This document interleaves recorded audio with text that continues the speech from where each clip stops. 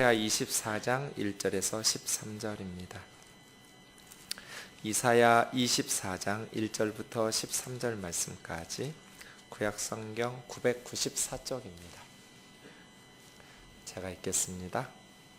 보라, 여호와께서 땅을 공허하게 하시며 황폐하게 하시며 지면을 뒤집어 엎으시고 그 주민을 흩으시리니 백성과 제사장이 같을 것이며 종과 상전이 같을 것이며 여종과 여주인이 같을 것이며 사는 자와 파는 자가 같을 것이며 빌려주는 자와 빌리는 자가 같을 것이며 이자를 받는 자와 이자를 내는 자가 같을 것이라. 땅이 온전히 공허하게 되고 온전히 황무하게 되리라. 여호와께서 이 말씀을 하셨느니라. 땅이 슬퍼하고 쇠잔하며 세계가 쇠약하고 쇠잔하며 세상 백성 중에 높은 자가 쇠약하며 땅이 또한 그 주민 아래서 더럽게 되었으니 이는 그들이 율법을 범하며 율례를 어기며 영원한 언약을 깨뜨렸습니다. 그러므로 저주가 땅을 삼켰고 그 중에 사는 자들이 정죄함을 당하였고 땅의 주민이 불타서 남은 자가 적도다. 새 포도즙이 슬퍼하고 포도나무가 쇠잔하며 마음이 즐겁던 자가 다 탄식하며 솟구치는 기쁨이 그치고 즐거워하는 자의 소리가 끊어지고 수금 타는 기쁨이 그쳤으며 노래하면서 포도주를 마시지 못하고 독주는 그 마시는 자에게 쓰게 될 것이라. 약탈을 당한 성읍이 허물어지고 집마다 닫혀서 들어가는 자가 없으며 포도주가 없으므로 거리에서 부르짖으며 모든 즐거움이 사라졌으며 땅의 기쁨이 소멸되었도다. 성읍이 황무하고 성문이 파괴되었느니라. 세계 민족 중에 이러한 일이 있으리니 곧 감람나무를 흔듦 같고 포도를 거둔 후에 그 남은 것을 주움 같을 것이니라. 아멘. 이사야 24장은 새로운 단락이 시작되는 부분입니다. 이사야서 지금까지 흐름을 보시면 1장에서 12장까지 이스라엘에 대한 심판의 말씀과 회복에 대한 말씀이 주어졌습니다. 12장까지는 이스라엘에게 집중해 있었고요. 13장부터 지난주 우리가 묵상했던 23장까지는 이스라엘 주변에 있었던 열방에 대해서 애굽이랄지 바벨론이랄지 모압이랄지 두로와 시돈이랄지 그러한 열방에 대한 심판의 메시지, 그러나 또 하나님 은혜 안에서 희미하게나마 회복에 대한 희망의 메시지들도 있었습니다.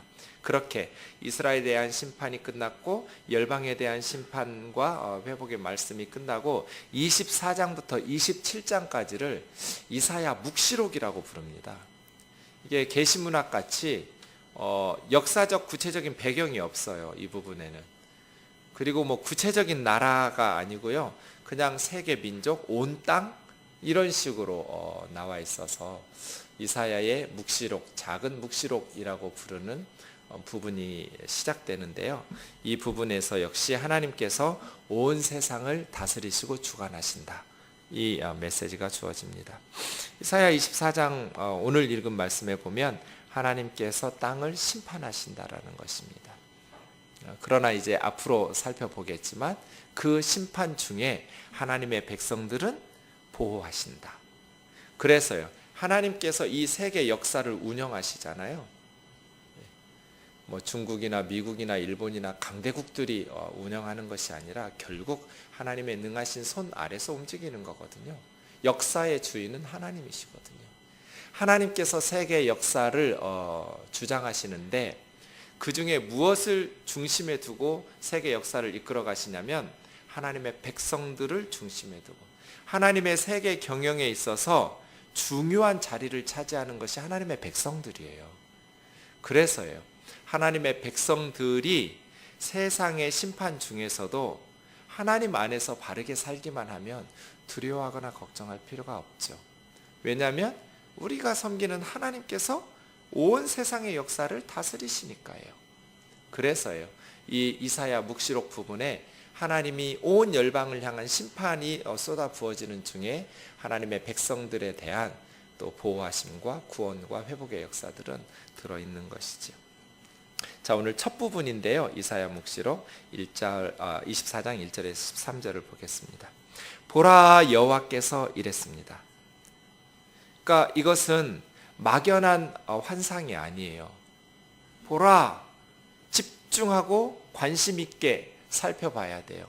왜냐하면 하나님의 메시지니까요. 3절 끝에 보시면 여호와께서 이 말씀을 하셨느니라. 이것 때문에 우리는 봐야 돼요. 주의를 집중해야 돼요. 그냥 선지자의 헛소리처럼 가볍게 흘려들어 버리면 안 되는 거예요. 하나님께서 이 말씀을 하셨기 때문에 집중해서, 왜요? 반드시 일어날 거거든요. 네. 그냥 막연한 미래가 아니라 분명히 일어날 사건들. 그러니 하나님께서 말씀하신 이 말씀에 우리는 여호와께서 말씀하신 이 말씀을 보고 집중해서 귀담아 들어야 돼요. 보라, 여호와께서 땅을 공허하게 하시며 황폐하게 하시며 지면을 뒤집어 엎으시고 주민을 흩으시리니, 네 가지의 심판의 말씀하셨거든요. 공허하게 하셨다라는 것은 창세기 천지창조 이전처럼, 지구가 제대로 만들어지기 전처럼 땅이 혼돈하고 공허하며 이것을 연상시켜요. 그렇죠? 예. 텅 비다라는 뜻이거든요. 공허했다라는 말은 바카크, 텅 비었어요. 그러니까 하나님께서 심판하시니까 마치 이 세상에 아무것도 없는 것처럼 텅 비어버리는, 공허하며 또 황폐하게 하신대요. 황폐하게 하신다라는 말은 아주 그냥 초토화시켜서 아무것도 남아있지 않게 하는, 무로 돌려버리는, 파멸시킨다라는 뜻이에요. 발라크, 그런 말이에요. 두 단어가 다 세요. 그냥 좀 남아두는 이 정도가 아니라 하나님께서 온 땅을 텅 비게 만들 만큼, 심판의 결과 그냥 남아있는 것이 없을 만큼. 그래서요, 이 1, 2, 3절은 노아 홍수 때를 연상시켜요.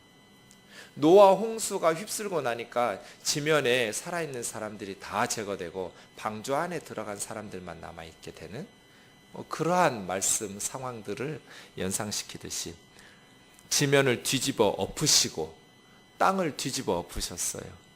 예. 그리고 주민들을 흩어버리셨어요. 뿔뿔이. 이건 꼭 바벨탑 사건 같죠? 언어가 혼잡하게 되니까 사람들이 온 땅에 뿔뿔이 흩어지는 것처럼. 그렇게 이사야 묵시록은 하나님께서 세상을 심판하신다. 그런데 아주 강력한 심판의 메시지들이 선포되고 있어요. 땅이 공허하게 되고. 왜 이런 일들이 일어날까? 관심 있게 살펴볼 부분이죠. 왜 하나님께서는 이 세상을 공허하게 하시고 황폐하게 하시고 지면을 다 뒤집어 엎으시고 사람들을 뿔뿔이 흩어지게 하실까? 그 결과 2절인데요. 6가지 사람들이 대조적으로 한 쌍씩 나오는데요. 백성과 제사장이 똑같아지고, 종과 상전이 같아지고, 여종과 여주인이 같을 것이고, 사는 자와 파는 자가 같을 것이며, 빌려주는 자와 빌리는 자가 같을 것이며, 이자 받는 자와 이자 내는 자가 같을 것이다. 하나님께서 그렇게 심판하실 때에는 종교적으로 백성이나 제사장이나 똑같아지고, 또 사회적으로 종이나 상전, 여종과 여주인이 똑같아질 것이고, 경제적으로 사는 자와 파는 자, 빌려주는 자, 빌리는 자, 이자 받는 자와 이자 내는 자가 다 똑같아질 것이다. 무슨 말이에요? 종교적, 사회적, 경제적 차이와 신분과 권세와 이 모든 것들을 초월해서 하나님의 심판이 임할 거라는 거예요. 세상에 지위나 권세나 부귀나 권력이 하나님의 심판 앞에서는 아무 쓸모 없다는 뜻이죠. 힘 있는 사람들은 그 심판에서 좀 나을 것인가? 아니요, 똑같아질 거라는 거예요. 경건한 사람들은 좀 나을 것인가? 아니요, 똑같아질 것이라는 거예요. 평준화가 돼버렸어요. 그런데 이런 식의 평준화는 우리가 바라는 게 아니에요. 노아 홍수 이후에 세상이 평준화됐죠. 그런 식의 평준화, 1절에 하나님의 심판 때문에 2절이 똑같아지는 것은, 그것은 평등도 아니고 그것은 행복한 세상이 아니죠. 하나님께서 우리에게 은혜를 베푸셨어요. 그래서 지혜를 주시고 물질을 주시고 건강을 주시고 또 권력도 주시고 많은 것들을 주셨어요. 그럼 어떻게 해야 돼요?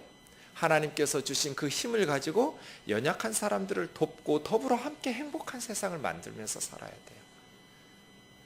그런데 노아의 홍수는 왜 일어났어요? 계속해서 반복되는 두 단어가 있죠. 부패했다, 강포했다. 부패했다라는 것은 썩었다는 뜻이에요. 샤하트, 이 말은요 다 파괴시키고 부패시키고, 그 다음에 강포했다는 하마스예요. 요즘 하마스라는 이슬람 단체가 있죠. 이게 폭력이란 뜻이에요. 노아 시대 사람들이 폭력으로 연약한 사람들을 착취하고 자기들이 보고 아름답다고 생각하는 모든 여자를 뺏어가지고 아내 삼고, 마호메트처럼 자기 아들의 부인도 뺏어요. 입양한 아들이었지만 며느리를 데려다가 자기 와이프 삼고, 이게 무슨 종교 지도자예요? 노아 홍수 때 사람들이 부패했어요. 썩었어요. 모든 생각하는 것이 악했어요. 그 계획이 너무 악하고 세상의 죄가 가득해버렸어요. 강포했어요. 하마스, 폭력을 가지고 연약한 사람들을. 그래서 하나님께서 홍수로 심판하시니까 모든 세상이 다 똑같아졌어요. 백성이 제사장하고 똑같아졌고, 주인이 종하고 똑같아졌고, 여주인이 하녀하고 똑같아졌고, 사는 자 파는 자 똑같아졌고, 빌려주는 사람 빌리는 사람 똑같아졌고, 이런 식의 평준화는, 하나님의 심판을 받은 평준화는 우리가 원하는 게 아니잖아요. 왜 우리는 하나님께서 은혜 베푸셨을 때 그 힘과 그 베푸신 은혜를 연약한 자들을 돕고 베풀고 사랑하면서 더불어 함께 행복한 세상을 도모하지 못할까요? 왜 싸우고 죽이고 이렇게 슬픈 세상을 만들어야 되냔 말이에요. 그래서 하나님께서 심판하시니까 그 다음에 똑같이 되는 이런 식의 평준화가 무슨 의미가 있어요? 정신 차리라는 얘기죠, 지금 이사야 선지자는. 그렇죠? 하나님의 심판으로 똑같아지는 건 하나님께서 원하시는 게 아니에요. 하나님의 심판으로 평준화되는 것은 하나님께서 기뻐하시는 게 아니에요. 하나님께 복을 받아서 그 복이 낮은 대로 흘러 넘쳐서 그렇게 해서 평준화되고 그렇게 해서 더불어 행복해야죠. 그것이 하나님께서 원하시고 기뻐하시고 하나님의 형상 닮은 사람의 모습, 삶의 모습이 아니겠어요? 하나님께서 우리에게 베푸신 그러한 은혜가 부패하고 강포함으로 하나님의 심판을 자초해서 그런 게 IMF고 미사일이고 전쟁이고 뭐 그런 거 아니겠어요? 그러한 비극이 없어지기를 우리가 말씀을 통해서 배워야겠습니다. 3절이요. 그래서 땅이 온전히 공허하게 되고, 1절에 공허했다라는 말이 반복되죠. 바카크, 텅 비다. 온전히 황무하게 되고 여호와께서 말씀하셨다. 1절과 3절에서 하나님의 심판을 선언하고 그 결과가 2절 속에 들어있는 것이죠. 샌드위치처럼. 하나님께서 심판하시면 세상이 평준화될 거다. 그런데 어떻게 평준화돼요? 다 텅 비어버리면서 황폐하고 뒤집어 엎어지고 뿔뿔이 흩어지면서 그렇게 세상이 똑같아질 것이다. 왜? 더불어 살려고 그랬더니 힘 있는 놈들이 연약한 사람들을 착취하고 빼앗고 죽이고 압제하니까. 4절이요. 땅이 슬퍼하고 쇠잔하며 세계가 쇠약하고 쇠잔하며 세상 백성 중에 높은 자가 쇠약하며. 쇠잔이 2번 나오고 쇠약이 2번 나왔죠. 네. 만물의 영장인 사람들이 타락하니까 자연이 슬퍼하고 탄식하게 돼요. 땅이 슬퍼하면서 통곡을 해요. 그러면서 쇠잔해졌어요. 이 쇠잔이라고 번역된 말은 나발이에요. 우리 나발 알죠? 네, 다윗 시대에 바보라는, 어리석다는 뜻도 있지만 나발은 쇠잔하다 그런 뜻도 있어요. 네, 시들다, 쇠약해졌다. 땅이 시들어졌어요. 무슨 뜻이에요? 더 이상 사람들에게 열매를 주지 못해요. 하나님의 심판을 받으니까 땅이 나발, 바보가 돼버렸어요. 그래서 더 이상 사람들에게 곡식을 주지를 못하는 땅이 저주를 받아서 그렇게 쇠약해졌어요. 쇠잔해졌어요. 세계가 쇠약하고, 이 쇠약하다라는 말도 쇠잔, 나발하고 비슷한데요. 이 아말이라는 말은 힘을 다 써버려서 더 이상 힘을 낼 수 없다, 그런 뜻이에요. 땅이 더 이상 다 자기 힘을 써버려서 고갈됐어요. 그래서 더 이상 지쳐서 기운이 없어서 곡식을 내주지 못해요. 쇠잔, 쇠약. 땅이 슬퍼 통곡하면서 쇠약해져 버렸어요. 쇠잔해졌어요. 이 세계가 쇠약하고 쇠잔해져 버렸어요. 그러니 세상에 사는 백성들이 쇠약해졌어요. 그럼 어떻게 되겠어요? 5절이요. 땅이 또한 그 주민 아래서 더럽게 되었으니. 주민 아래서, 사람들 때문에, 그런 뜻이겠죠? 이 땅이 사람들 때문에 더럽게 돼요. 땅이 왜 오염돼요? 사람들 때문에. 그 주민들 때문에 이 땅이 더러워졌어요. 오염되었어요. 땅이 더럽혀지고 오염이 되면 더 이상 사람들에게 생명의 양식을 주지 못하겠죠. 땅이 병들고 오염되고 더러워지면. 그런데 이 주민들의 더러움은 사실은 죄 때문이에요. 그래서 이 자연과 환경을 파괴하는 것은 인간의 죄 때문에 더러워지고 오염되는 거예요. 인간의 죄 때문에 환경이 파괴되고 땅이 더러워졌다는 거예요. 그러면 그 주민들, 이 땅에 사는 사람들이 도대체 어땠길래 이 땅이 심판을 받는가? 세 가지로 말해요. 5절 끝에요. 첫째, 그들이 율법을 범하며, 둘째, 율례를 어기며, 셋째, 영원한 언약을 깨뜨렸습니다. 여기서 율법이나 율례와 언약은 이스라엘 백성들에게 모세를 통해 주셨던 십계명이나 뭐 그런 언약이 아니에요. 여기는 지금 이스라엘에게 대한 메시지가 아니에요. 온 땅과 온 세계를 향한 메시지예요. 이사야 묵시록에 땅이라는 말, 온 세상이라는 말이 17번 나와요. 이 짧은 세 장에. 그러니까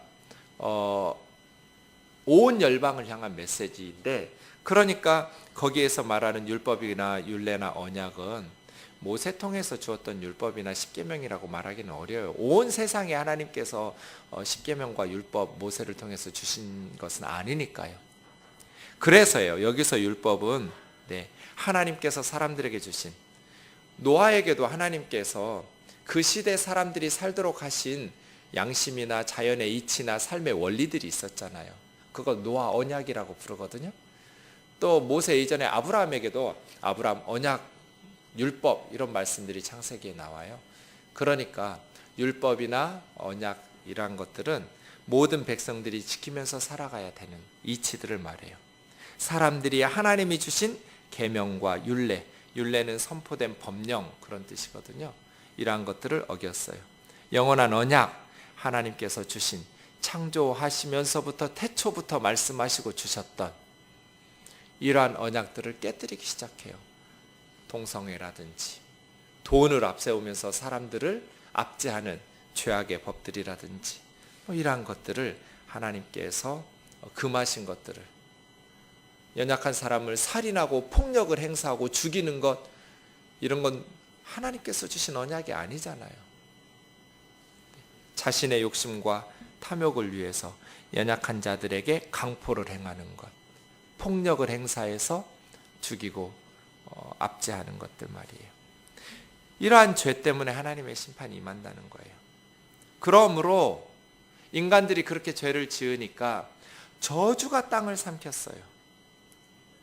저주가 의인화되어 있죠? 저주가 인격체처럼 땅을 집어삼켰어요. 그럼 그 땅이 어떻게 되겠어요? 더 이상 비가 내리지 않고 열매가 맺히지 않고 그 땅이 저주를 받아서 황폐하겠죠. 그럼 사람들이 어떻게 되겠어요? 고통 가운데 살게 되겠죠. 인간들이 죄를 범함으로 저주가 땅을 삼켰으니 그 중에 사는 자들이 정죄함을 당하였고 땅의 주민이 불타서 남은 자 되었다. 그러니까 불타서 남은 자가 적도다 하는 것처럼 가뭄과 기근이 임한 거예요. 땅에 비가 내리지 않은 거예요. 불타는 땅처럼. 그래서 살아남은 자가 먹을 게 없으니까 다 굶주리고 죽어가면서 살아남은 자가 적도다. 새 포도즙이 슬퍼하고, 새 포도즙이 왜 슬퍼할까요? 포도즙이 나오지 않으니까. 포도가 말라 비틀어져 버렸어요. 포도 열매가 말라 비틀어지니 포도즙 틀에 짜도 포도즙이 나오지를 않아요. 포도즙이 나와야 사람들을 먹이고 기쁨을 줄 수 있을 텐데 포도즙이 슬퍼해요. 포도나무가 쇠잔하며 포도나무도 힘이 없어요. 땅이 저주를 받아서. 그러니 더 이상 사람들에게 포도 열매를 줄 수 없겠죠? 말라 비틀어져 버렸어요. 그래서 마음이 즐겁던 자들이 다 탄식했어요. 농사를 지어도 열매가 없으니 탄식하고 슬퍼할 수밖에 없겠죠. 그래서 8절처럼 소고치는 기쁨이 그치고 즐거워하는 자의 소리가 끊어지고 수금 타는 기쁨이 그쳤으며, 풍성한 추수와 곡식데이처럼, 저 어릴 때 기억이 나요. 가을에 농사철에 다 그렇게 풍성한 추수가 끝나면 동네마다 풍악을 울리면서 기뻐하고 그러한 잔치들을 베풀었던 것들을 봐요. 그런데 더 이상 추수의 기쁨이 사라지니 소고치는 기쁨이 그치고 또 즐거워하면서 또 수금을 타는 즐거움과 기쁨이 그치고 멈추게 됐다는 거예요. 9절이요. 노래하면서 포도주를 마시지 못하고, 포도주를 마시고 독주를 마시는 것이, 술을 마시는 것이 기쁨을 나누고 즐거움을 위해서 너무 기쁘고 행복해서 우리 포도주를 마시는 것이 아니라 노래하면서 포도주를 마시지 않아요? 독주를 마시는 자가 쓰게 돼요. 이제 슬픔과 고통을 잊기 위해서 술을 찾는다는 뜻이에요. 예전에는 너무나 풍성한 열매들 때문에 기쁨을 나누면서 서로 행복하면서 노래하면서 포도주를 마셨는데 이제 더 이상 포도주를 마셔도 노래가 나오지 않아요. 그리고 써요, 술이. 괴로움을 잊기 위해서. 왜 이렇게 됐을까요? 죄악 때문에. 세상의 죄악 때문에 하나님께서 심판하시니 땅이 저주를 받아서 쇠잔해져 버렸어요. 더 이상 말라 비틀어진 땅이 열매를 주지 않아요. 10절이요. 약탈을 당한 성읍이 허물어지고 이제 도시가 파괴돼요. 12절처럼 성읍이 황무하고 성문이 파괴됐어요. 그렇게 다들 말라 비틀어지니까 연약한 사람들 걸 조금이라도 더 뺏으려고 전쟁하고 성문을 파괴하고 쳐들어가는 거예요. 도시가 파괴되니까 집마다 문이 닫혔어요. 두려우니까 문을 꽁꽁 걸어 잠그고, 그러니 두렵고 외롭고 이웃 간의 왕래가 없어져요. 고독해요. 집 걸어 잠그고 불안해서 거리로 나갈 수가 없어요. 그러한 사회가 얼마나 고통스럽겠어요. 포도주가 없으므로 거리에서 부르짖으며 모든 즐거움이 사라졌으며 땅의 기쁨이 소멸되었도다. 기쁨이 영원한 것 아니에요. 하나님께서 주시는 것, 그 선물 같아요. 누구나 다 행복하게 살고 싶죠. 기쁘고 감사하면서 살고 싶죠. 불행하게 살고 싶은 사람이 누가 있겠어요. 그런데 그 즐거움이라는 것, 기쁨이라는 것도 하나님이 주시는 선물이고 하나님의 은혜 아래서 가능하지, 하나님께서 걷어가시면 땅의 모든 기쁨이 소멸되고 땅의 모든 즐거움이 사라지게 돼요. 13절, 왜냐하면 이라는 말씀이 원문에 있어요. 왜냐하면, 왜 기쁨이 다 사라져 버리는가? 하나님께서 세계 민족 중에 이러한 일이 있으리니 감람나무를 흔들어서 올리브를 추수하듯이, 포도나무에서 포도를 추수하듯이 하나님께서 추수하기 때문이에요. 나무들을 흔들어서 다 따는 것처럼 하나님의 추수의 때에. 그러나 나무를 흔들어도 떨어지지 않는 열매들이, 남은 자들이 있겠죠? 이제 남은 자들의 노래, 그리고 악한 세상의 파괴 중에서도 하나님께서 남은 자들을 보호하시는 말씀들이 다음 주 말씀 속에서 이어지게 될 것입니다. 사랑하는 형제 자매 여러분, 하나님을 신뢰하면서 이 세상을 살아갈 수 있기를 원합니다. 세상의 방식대로 살지 말고 하나님께서 우리에게 주신 선한 양심의 법을 따라, 그리고 이제 우리는 더더군다나 하나님의 말씀인 성경의 가르치심을 따라 세상 사람들과 같이 살다가 이렇게 하나님 심판하실 때 우두두두 떨어지는 올리브 열매나 포도 열매처럼 그렇게 심판받지 않고, 하나님의 심판으로 나무가 흔들릴 때도 견고하게 붙어 있을 수 있는 남은 자들이 되는 삶을 살아야겠습니다. 노아 홍수의 심판 중에도 노아의 8사람 가족이 남아 있었던 것처럼 하나님 앞에서 의롭고 하나님과 동행하면서 완전하게 살았다고 인정받을 수 있었던 것처럼, 우리가 이 땅의 삶을 사는 동안에 하나님 앞에서 심판에 노출되지 않고 심판 가운데 세상이 무너질 때에도 믿음 안에서 하나님의 은총을 경험하면서 살아갈 수 있는 저와 여러분 되기를 주의 이름으로 축원합니다. 우리 찬양하고 기도하겠습니다.